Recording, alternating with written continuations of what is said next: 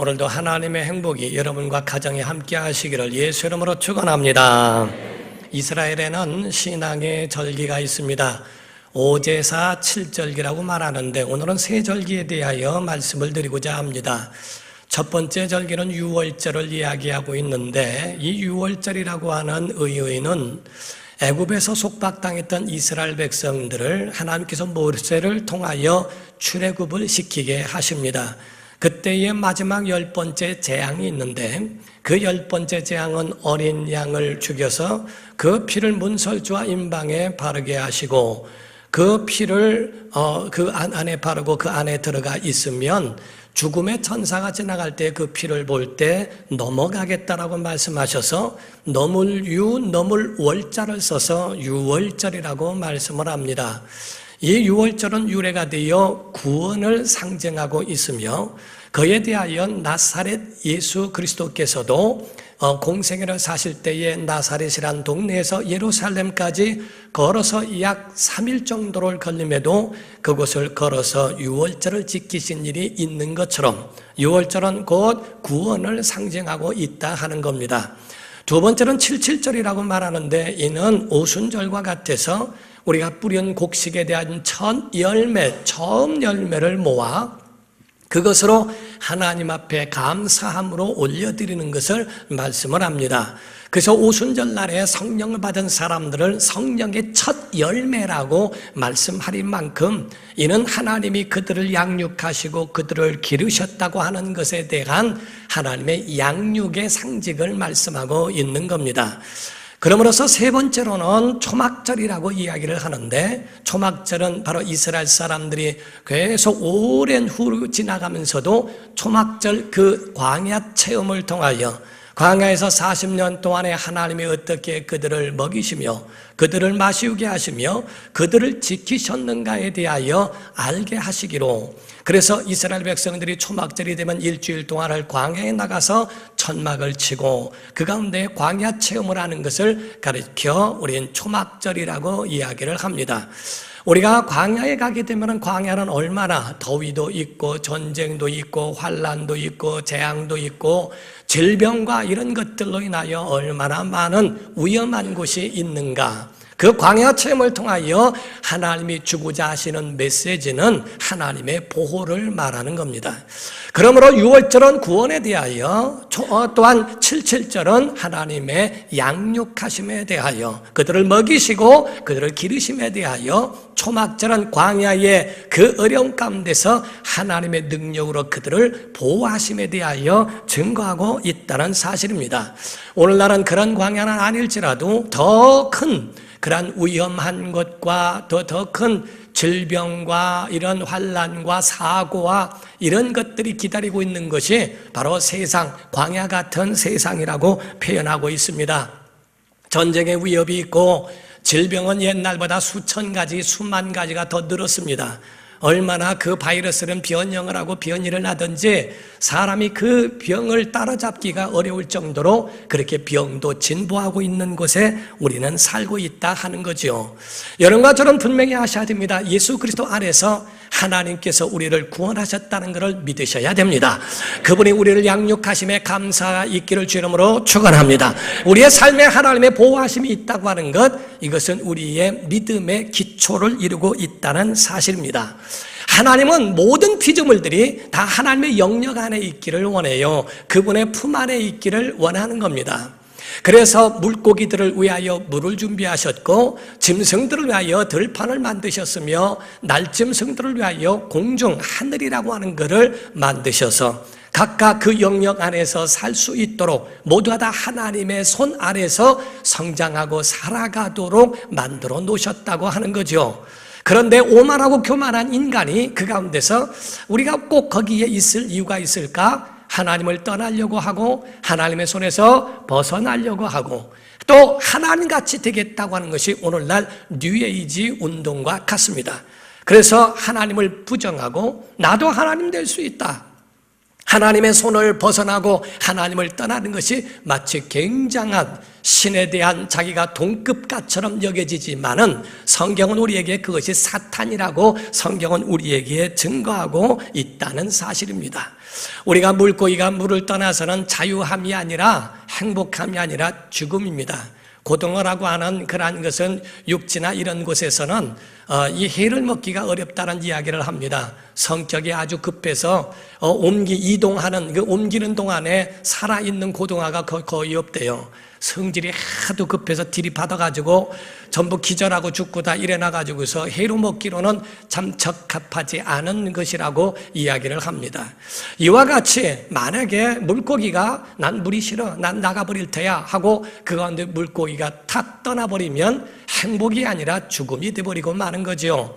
양이 울타리 가운데 있을 때 이 울타리라고 하는 것은 보호를 하기 위하여 울타리를 두었는데 왜 나를 구속하는 거야? 왜 나를 속박하는 거야? 난 넘어갈 테야 하고 만약에 울타리를 넘어가게 되며 목자의 손을 벗어나게 되면 맹수의 위협에서 자유하지는 못합니다. 안전할 수 없고 그에 대한 모든 죽음에 대해서는 가까이 올 수밖에 없다는 것도 감안해야 한다는 거죠.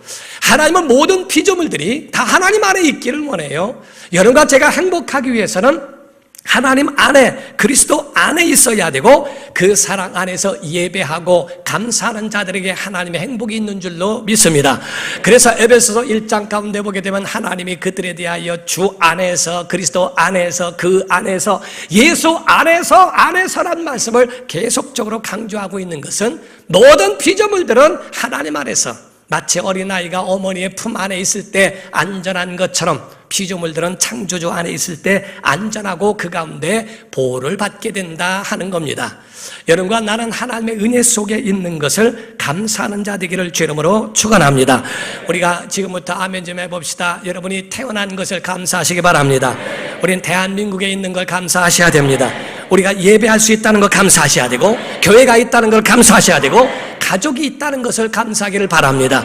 이것이 바로 우리의 삶 속에 감사할 조건들은 우리가 너무나 널려 있고 많은데도 불구하고 이 감사를 하지 못한다고 하는 것은 신앙의 기초가 그 속에 없다고 하는 아쉬움이 그 속에 남게 되지요.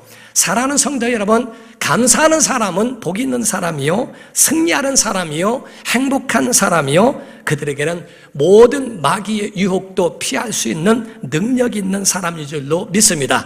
옛날에 우울증이 많이 있고 할 때에 그 우울증을 치료하는 약 가운데 프로작이라는 것이 있었다고 그래요.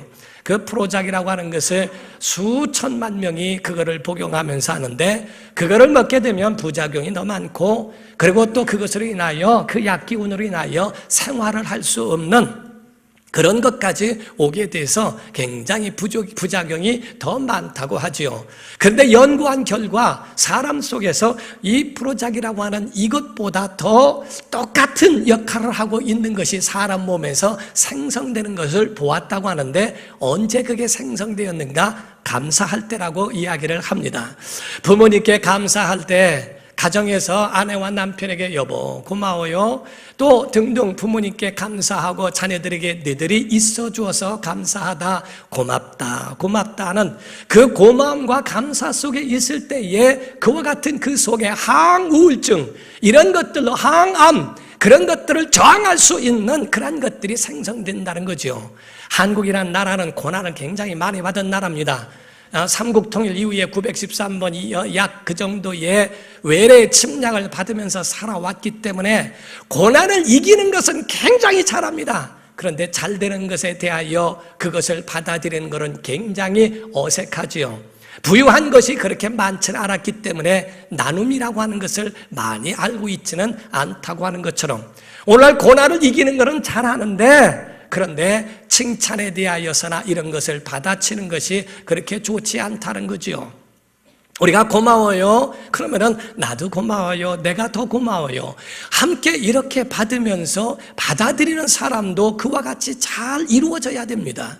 내가 더 고맙지요. 이렇게 함께 있다는 것이 얼마나 감사해요. 이런 것들을 말해야 되는데 한국 사람들은 여보 고마워요. 그러면 오늘 뭐 먹었어? 무슨 약 먹었냐? 왜 이래? 죽을라나? 해가면서 말을 하니까 그 다음부터는 말하기가 싫다는 거죠. 꼭 반대로 그 사람의 말을 끌어내려고 하는 잘못된 것이 사람의 마음을 상하게도 한다는 겁니다. 같은 식탁에 앉아서도 자녀들에게 얘들아 우리 오늘 재밌는 이야기 하면서 밥을 먹으면 어떻겠냐 하면서 부모가 먼저 재밌는 이야기를 하면서 식탁이 즐겁게 해주면 아이들도 처음에는 못하지만은 나중에는 나도 한마디 하겠다고 해서 그 가운데 우스갯소리 하면서 유머를 할 수가 있습니다. 그때 중요한 것이 있어요. 그때가 기회예요. 아이가 재미없는 유머를 하더라도 웃어줘야 됩니다. 정말 그런 것에 대하여 박수를 해주고 너무너무 잘했다고 하면 더 좋은 것들로 하려고 하는데 그것도 유머냐? 썰렁해 죽겠다, 쳐 죽겠다, 야마. 앞으로 단체 그런 얘기 하지 마라. 이래놓으니까 평생 그런 유머나 이런 것을 절대 나는 할 줄 모르는 사람으로 끝내버리고 마는 겁니다. 그럴 때에 칭찬해주고 잘한다, 잘한다면 더 잘하려고 하고 함께 그 가운데에 잘 행복을 만들어가는 것이 되지 않습니까? 사랑하는 성도 여러분, 우리 삶 속에 감사가 있기를 주 이름으로 축원합니다. 성경은 우리에게 감사에 대하여 명령으로 되어 있어요. 골로새서 3장 15절에서 17절을 보게 되면 그리스도의 평강이 너희 마음을 주장하게 하라. 너희는 평강을 위하여 한 몸으로 부르심을 받았나니 너희는 또한 감사하는 자가 되라. 그리스도의 말씀이 너희 속에 풍성히 거하여 모든 지혜로 피차 가르치며 권면하고 시와 찬송과 신령한 노래를 부르며 감사하는 마음으로 하나님을 찬양하고 또 무엇을 하든지 말에나 일에나 다 주 예수의 이름으로 하고 그를 힘입어 하나님 아버지께 감사하라 이렇게 되어 있습니다. 감사하라고 명령하게 되어 있어요. 감사하려고 노력하고 감사가 되리라 이런 말이 아니라 감사가 되지 않아도 모든 범사에 감사하라 명령하고 있다는 것과 또 그 후에 더 아주 강력하게 말씀하는 건 골로새서 2장 6절과 7절에 말씀을 합니다. 그러므로 너희가 그리스도 예수를 주로 받았으니 그 안에서 행하되 그 안에 뿌리를 박으며 세움을 받아 교훈을 받은 대로 믿음에 굳게 서서 감사함을 뭐하게 하라? 넘치게 하라. 넘치게 하라는 겁니다. 감사를 할 뿐만 아니라 감사가 너희 가정과 네 심령과 모든 삶 속에 감사가 넘쳐나게 하라 하는 그와 같이 성경은 우리에게 권할 뿐만 아니라 명령하고 있다는 것. 아이작 윌턴이라고 하는 사람은 이야기를 했습니다. 하나님이 계신 것은 두 곳이다. 하나님은 천국에 계시고 두 번째로는 감사하는 자의 마음속에 계신다라고 합니다. 우리 속을 지옥으로 만들지 말고 감사하면 천국이 될 테고 하나님이 그와 함께 하실 텐데 감사하는 마음이 그 속에서 사라질 때에 그 심령은 지옥같이 돼버리고 만다는 거죠. 사랑하는 성도 여러분, 우리가 보면은 넬슨 만델라라고 하는 사람이 노벨상을 받은 것에 대하여 기억합니다. 그런 남아프리카 공화국의 대통령으로 있었는데 그는 27년 동안에 고난을 받았던, 감옥에 갇혀서 고난을 받았던 사람입니다. 그 가운데에 고문도 당하고 학대를 받고 독방에 갇혀서 살아가게 됐습니다. 그것도 2년도 아니고 7년도 아니고 27년 동안이나 감옥에 있었다는 거죠. 사람이 감옥에 갇히게 되면 5, 6개월 동안에 몸도 망가지고 정신적으로 망가지고 다 망가진다는 겁니다. 그런데 신기한 거는 이 넬슨 만델라라고 하는 사람은 27년 만에 감옥에서 석방되는데 얼마나 건강한 모습으로 나온지 모르는데요. 왜 그런가 그 건강 비결을 물었더니 하는 말이 감사했다는 겁니다. 자기의 모든 처지에 대하여 감사하고 창조주 앞에 감사하고 구원받은 걸 감사하고 사랑하는 성도 여러분, 우리 심령이 감사로 살아있을 때 세상을 이기는 능력이 있는 줄로 믿습니다. 내 영혼아 감사하자. 세 번 시작. 내 영혼아 감사하자. 시작. 내 영혼아 감사하자. 내 영혼아 감사하자. 감사하는 자 되기를 예수 이름으로 축원합니다. 그래서 믿음에는 3단계가 있다고 이야기를 하죠. 우리의 영혼이 구원받았다면 감사하라. 그리고 그 후가 어떻게 되었는가? 믿음은 정체되는 것이 아닙니다. 예수님만 영접했다고 끝나는 것이 아니라 그 후에 단계가 있어요. 첫 번째는 바로 우리에게 예수 그리스도를 영접하는 겁니다. 예수님을 영접하는 자, 곧 그 이름을 믿는 자들에게 하나님의 자녀가 되는 권세를 주셨다라고 하는 것처럼 예수 그리스도를 영접하고 믿는 것, 두 번째 단계가 요한복음 17장 3절에 영생은 유일하신 참 하나님과 그의 보내신 자 예수 그리스도를 아는 것이다. 우리가 가진 은혜에 대하여 알아가는 것이 단계요. 세 번째 단계는 바로 요한복음 21장 15절에서 17절에 요한의 아들 시몬아 내가 나를 사랑하느냐, 주님을 더 가까이서 주님을 사랑하는 단계까지가 우리의 삶의 단계라 하는 얘기죠. 믿느냐에서 끝나는 것이 아니라 하나님을 좀 더 알아가고 그분의 뜻을 알았다면 그분에게 대하여 더 사랑하며 나가는 믿음의 단계가 있는 것처럼 우리가 구원도 받았고 그리고 또 그에 대하여 감사했다면 그 이후에 가져야 할 것은 하나님의 약속을 갖고 살아가야 할 사명도 있다 하는 겁니다. 우리가 소명과 사명이라고 하는 것이 있는데, 소명은 부를 쏘자를 써서 바로 하나님의 부름을 받은 것을 말하고, 사명은 소명받은 자가, 부름받은 자가 받은 하나님께서 주신 미션, 하나님이 주신 그 사명, 그 지시 명령을 따라 그 뜻을 이루는 것을 사명이라고 이야기합니다. 우리가 이와 같이 하나님에 대하여 그 원칙을 알진데, 하나님은 모든 하나님이 직접적으로 관할하시는 것도 있지만 하나님께서는 사람을 선택하시고 그 사람을 키워 훈련케 하시고 그를 사용하시는 일을 하셨어요. 마치 우리가 뼈마디가 연결되어 있는 것처럼 바로 아버지가 아들이 있고 아들이 손자와 그렇게 마디가 연결되어 있듯 하나님은 이와 같이 각 시대마다 사람을 들어 그 시대를 사용하신 것을 보게 됩니다. 우리가 하나님의 성품을 하나 아셔야 되는 것은, 하나님의 성품 가운데에 하나님은 온 세상을 사랑하셔도 온 세상을 다 구원하지는 않습니다. 하나님은 모든 사람들을 사랑하셔도 모든 사람을 다 쓰시지는 않습니다. 그러므로 그 시대마다 하나님 앞에 부름을 받고 세움을 받은 명품 신앙인과 명품 교회들이 필요하다는 거지요. 하나님은 교회를 통하여 주의 종들과 성도들, 믿음을 갖고 주님 사랑하는 사람들을 통하여 그들에게 사명을 주어 그들에게 통하여 하나님의 역사와 그 뜻을 이루어 가신다는 것을 말씀하시는 거예요. 거기에 명품 교회와 명품 신앙인 가운데 우리 교회가 이루어지기를 주 이름으로 축원합니다. 그 가운데 있어야 한다 이 말이에요. 명품 교회는 사람이 많아서 명품이 되는 거 아닙니다. 시설이 좋고 교회 예배당이 크다고 해서 명품이 되는 것은 아닙니다. 그 속에 하나님의 꿈이 있는가? 하나님의 심장이 있는가? 하나님의 마음과 하나님의 가지신 그 뜻이 그 교회 안에, 그 심령들 안에, 그 안에 들어있느냐 하는 거죠. 하나님이 요셉 같은 사람을 부르셨는데 요셉의 이름의 뜻은 더하기입니다. 그러므로 우리가 성공했으면 남에게 은혜를 더하는 사람, 복받아서 남 주는 사람, 출세해서 남 주는 사람, 생명을 얻었으면 남에게 베풀어주는 복의 종착역이 아니라 복의 바로 통로가 되어져서 흘러가도록, 복이 흘러가고 생명이 흘러가도록 우리가 가는 곳곳마다 과연 하나님의 뜻이 흘러가는가 하는 것을 보는 거예요. 요셉과 같처럼 더하기 인생, 우리가 가는 곳마다 은혜가 더해지고 생명이 더해지시고 정말 은혜의 역사가 일어나야 될 줄로 믿습니다. 예수님의 가시는 곳곳마다 놀라운 역사가 일어났어요. 성경 요한복음 10장 10절을 보게 되면 말씀을 합니다. 도둑이 오는 것은 도둑질하고 죽이고 멸망시키는 것뿐이라고 그랬어요. 그러나 내가, 곧 예수님이죠, 내가 온 것은 양으로 생명을 얻게 하고 더 풍성히 얻게 하려 하십니다. 예수님이 오신 것은 생명 주는 겁니다. 교회는 생명 역사가 있어야 됩니다. 여러분과 저의 속에나 모든 삶 속에는 생명 역사와 그 사역, 그 역사가 일어나야 될 줄로 믿습니다. 사도행전 10장 38절에도 그런 말씀을 했죠. 하나님이 나사렛 예수에게 성령과 능력을 기름 붓듯 하셨으며 그가 두루 다니시며 선한 일을 해가시고, 예수님이 다니시면서 선한 일이 일어났습니다. 마귀에게 눌린 모든 사람들을 다 고쳐주셨습니다. 이는 하나님이 함께 하셨음이라고 말씀을 했어요. 교회는 하나님이 계신 곳이에요.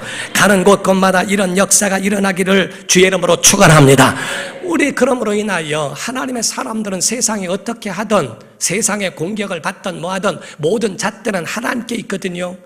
거기에 의하여 위축될 이유가 없다는 거예요. 어떤 바보 형제가 기찻길을 걸어갔답니다. 걸어가는데 동생이 기차가 왱 하고 지나가는 것을 보고 뒤에서 기찻길을 걸어가면서 형한테 얘기하는 거예요. 형, 신기하다. 기찻길이 가면서 오그라드는데 기차가 잘 달린다. 그랬더니 그 형이 그러더래요. 그러니까 기차도 쪼그러들자니 마 하더라고. 지금 세상이 쪼그러드니까 나도 쪼그러드는 것처럼 같이 그렇게 거기에 맞춰줄 이유는 없어요. 세상에 박해야 한다고 해서 세상의 말에 거기에 다 들어줄 것은 아니지만은 과연 하나님이 원하시는 하나님의 잣대가 뭘까? 하나님의 이 시대의 교회를 통하여 이 시대에 가지고 있는 정말 성도들이 해야 할 그러한 목적과 그 하나님의 꿈과 비전은 무엇일까 하는 것에 대하여 우리는 거기에 잣대를 가지고 있어야 한다는 거예요. 사랑하는 성도 여러분, 그전에는 정말 기도하는 사람이 굉장히 많았습니다. 어떤 여자분 같은 경우는 막 은혜 받아가지고 학생 때 은혜를 받아가지고 여자인데도 불구하고 그냥 20살, 22살 막 이런데도 막 목이 쉬어가지고 너무 기도를 많이 해서 목이 쉬어가지고 다닌 경우도 있어요. 그래서 나중에는 선을 보는데 몇 살이세요? 너무 예쁘고 너무 보기 좋고 인자해서 몇 살이에요? 그랬더니 22이요. 이래가지고서 딱지 맞았대요. 하도 쉬어가지고 22이요 하니까 이거 완 부흥사가 와가지고서 있는가. 그래서 딱지 맞았대요. 그래도요, 믿음 없는 사람한테는 딱지 맞았어도요, 믿음 있는 사람 만나서 잘 삽니다. 하나님의 사람 만나면 잘 되게 되어 있어요. 사랑하는 성도 여러분, 세상을 너무 부럽게 보고 너무 좋게만 볼 게 아닙니다. 성도가 구원받았으니 감사할 줄 알고 하나님 우리와 함께 하신다고 약속하셨으니 사명 감당하는 교회 되기를 주님으로 축원합니다. 여러분, 현 세상은 고의적으로 하나님을 떠나려고 하고 있어요. 고의적으로 하나님과 멀어지려고 하는 것이 그것이 오늘날 사사기와 같다는 겁니다. 자기의 소견에 옳은 대로 행하는 거예요. 자기가 원하는 것대로 살아가려고 하고, 오늘도 교회 안에서 말씀을 통하여 자기에게 주신 말씀이 하나님의 말씀에 관심 있는 게 아니고 내 꿈과 내 비전을 과연 이루어줄 수 있을까? 내 마음을 시원케 해주는가에 대하여 초점을 두고 있지는 않은지. 어떤 사람이 예화를 들기를 오늘날 현대를 살아가는 이 세상은 마치 뭐와 같으냐면 고급 백화점 안에 도둑이 들어갔는데 도둑이 물건을 훔쳐가지는 않고 신기하게 거기에 가격표만 바꿔치겠다는 거예요. 10,000,000원짜리에다가 1,000원짜리를 넣어놓고 1,000원짜리 갖다가 10,000,000원 같은 값을 먹여버렸다는 겁니다. 그래서 1,000,000원짜리가 졸지에 1,000원짜리가 돼버렸어요. 1,000원짜리가 그것이 졸지에 1,000,000원 돼버립니다. 오늘날 비상식적이고 맞지도 않고 하나님이 죄라 여기고 하나님이 원치도 않고 하나님이 싫어하시는 것에 대해서도 거기에 대하여 거기에 수용하고 받아들이고 그걸 좋게 표현하면 인격자고, 하나님의 죄는 죄라고 여기면서 그것을 정말 거룩하게 구별하려고 하는 것에 대해서는 마치 캐캐 묵은 세상의 잘못된 사람으로서 여겨버리는 때가 됐다는 거죠. 하나님께서 이스라엘 사람들을 광야에서 뭐를 가르쳤습니까? 너희가 가나안 땅에 들어갔을 때 나를 잊어버릴까 하노라. 하나님의 말씀을 기억하라, 기억하라, 기억하라, 잊지 말게 하려 합니다. 잊지 말라 하는 말씀 아닙니까? 왜냐하면 너희가 가나안 땅에 들어가면 완전히 거기는 이건 완전히 세상으로 봤을 때에 눈이 돌아가고 그들이 거기에 대한 그 화려함에 혼이 빠진다는 거예요. 그때 하나님이 어디 있냐는 겁니다. 오늘날 교회가 마치 산에 들어가서 100일 기도하는 것과 같이 오늘날 자기가 더 잘 살고 더 빨리 살고 더 많은 것을 갖기 위하여 기도하지는 않는가? 하나님의 뜻은 우리의 심령에 있지는 아니하고 내 것 더 취하고 싶고 내 것 빨리 취하고 더 많이 갖기 위해서 하나님 앞에 기도하는 정성들이고 하나님 앞에 그렇게 하나님의 뜻과는 멀어진 그런 삶을 살고 있지는 않은가? 가나안 땅에 들어가서 만나를 매일 40년 동안에 매일도록 만나를 먹었던 사람, 한마디로 좋게 말하면 기적을 보며 살았던 사람들인데 가나안 땅에 들어가니까 기적보다 볶은 음식이 더 좋고 기적보다 세상 것들이 좋더라. 날마다 하나님의 기적 가운데서 반석에서 물이 나오는 역사, 정말 엄청난 하나님의 역사를 보았어도 그것도 좋지만 세상 것은 더 좋더라. 모태신앙으로 살다가 그 가운데에 교회만 알았던 사람이 대학을 들어가서 세상을 알기 시작한 다음부터 완전히 혼이 빠져버린 것처럼, 가나안 땅에 들어가 있는 그 심령처럼 오늘날 교인들의 마음도 그와 같이 퇴색되어버리고 첫 번째 가졌던 처음 신학을 잃어버리지는 않았느냐 하는 겁니다. 기드온 사사를 하나님이 부르셨고 천사를 통하여 그를 부르셔서 하나님이 책망하신 그 이유가 뭔가? 사사기 6장 10절에 말씀을 합니다. 내가 또 너희에게 이르기를 나는 너희의 하나님 여호와이니 너희가 거주하는 아모리 사람의 땅의 신들을 두려워하지 말라 하였지만은 너희가 내 목소리를 듣지 아니하였느니라. 하나님의 음성은 어디 갔나 없어져 버렸다는 거죠. 하나님이 책망하신 것은 너희가 선하게 살았느냐 뭐하느냐가 아니라 하나님의 음성을 들을 귀가 있느냐는 겁니다. 하나님의 기적보다도 하나님의 능력보다도 하나님의 은혜로 살아가는 것보다도 세상이 좋더냐? 하나님이 그에 대하여 물으시는 거예요. 하나님이 아무리 말씀하셔도 내 마음에 들지 않으면 그거 아니고 이건 사탄 말이야. 나한테 그런 얘기하지 마시오. 내가 원하는 대로 살도록 상황에 맞게 상황 윤리적으로 살아가는 그런 잘못된 것. 교회는 어떤 것인가? 우리가 세상에서 떼묻고 있었던 마치 그 옷을 우리가 이 세탁소에서 세탁기에다가 완전히 옷을 빨듯 교회 안에 와서 우리의 심령을 거룩하게 하는 곳입니다. 교회의 힘은 다른 게 아닙니다. 거룩함에 있습니다. 하나님 앞에 속하기를 주 이름으로 축원합니다. 하나님의 방법이 있기를 주 이름으로 축원합니다. 그래서 회개하라, 거룩하라 하는 겁니다. 하나님은 거룩하지 않는 곳에 있지 아니하니 거룩하라. 거룩한 심령 가운데 함께 하시고 거룩한 자들에게 편에서 역사하시겠다는 말씀을 하신 거예요. 사도행전 2장 38절에 말씀을 합니다. 베드로가 이르되 너희가 회개하여 각각 예수 그리스도의 이름으로 침례를 받고 제사함을 받으라. 그리하면 성령의 선물을 받으리니. 성령의 역사는 거룩함 속에 역사하시게 되어 있거든요. 우리 속에 과연 거룩함을 유지하려고 노력하는가?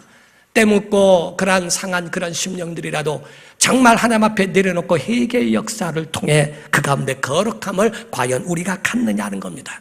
교회의 힘은 첫 번째 거룩이요, 두 번째는 하나님이 함께 하시는 것인 줄 믿습니다. 그래서 오늘 본문 말씀에 15절 16절을 보면 말씀을 하기를 그러나 기드온이 그에게 대답하되 오 주여 내가 무엇으로 이스라엘을 구원하리이까? 보소서 나의 집은 므낫세 중에 극히 작하고 나는 내 아버지 집에서 가장 작은 자니이다 하니 여호와께서 그에게 이르시되 내가 반드시 너와 함께 하리니 내가 미디안 사람 치기를 한 사람을 치듯 하리라 하시니라 라고 말씀을 합니다.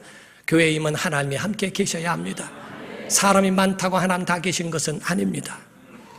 하나님이 우리 예배에 함께 계셔야 하고 여러분의 가정에 함께 계셔야 합니다. 양털 시험이라고 하는데요, 기드온이 하나님께 대하여 진짜 나와 함께 하시는지에 대하여 노여하지 마시고 시험을 하게 해달라고 허락을 받아서 시험을 한 것이 있어요. 양털 시험인데 양털을 놓고 하나님 오늘은 이 양털에만 이슬이 있게 하시고 모든 지면에는 이슬이 없게 해달라고 기도하더니 과연 그 다음날 됐더니 양털 가운데는 물이 흥건하고 지면에는 이슬이 없어요. 한 번만 더 하기를 허락해 주소서. 이번에는 양털에는 건조하고 이슬이 없게 하시고 온 지면에 이슬이 있게 하소서. 하룻밤이 지났는데 그렇게 됐어요. 하나님의 언약을 갖습니다. 거기 안에는 하나님의 메시지가 들어있는 거예요. 양털 안에 이슬이 있고 온 지면에 이슬이 없었던 것은 온 백성들에게 온 사람들에게는 하나님의 은총이 그들에게 제한됐을지라도 내 백성 가운데는 하나님의 은혜를 내려주시리라 하는 얘기요. 두 번째 양털 가운데는 이슬이 없어도 온 지면에 이슬이 있는 것은 하나님께서 온 세상에 하나님의 공의의 심판이 있을지라도 하나님이 나의 백성 이스라엘 백성은 보호해 주시리라 하는 하나님의 그런 은총과 보호의 메시지가 그 가운데 있는 겁니다.